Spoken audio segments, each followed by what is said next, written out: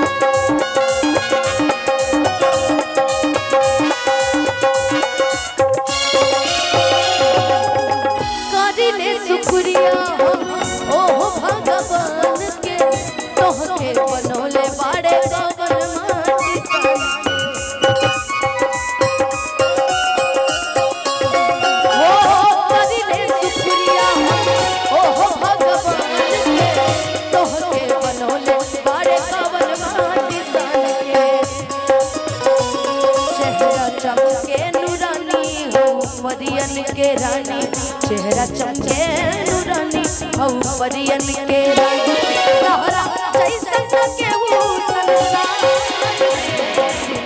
भइल दीवाना भइल दीवाना हो सारे शिकवे गिले भुला के तो शिकवे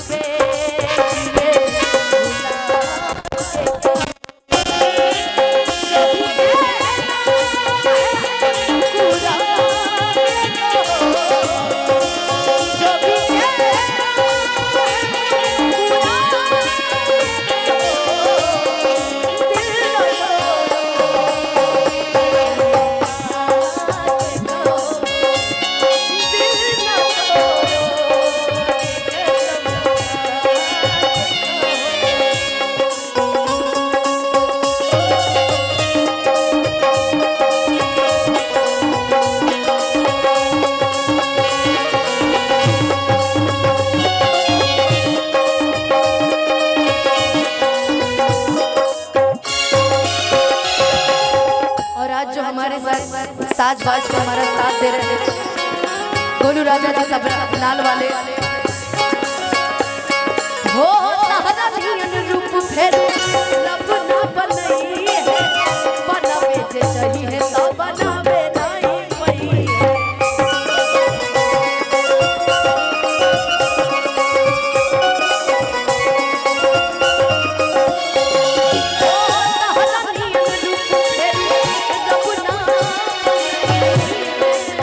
बनावे जे चाहिए तो बनावे ना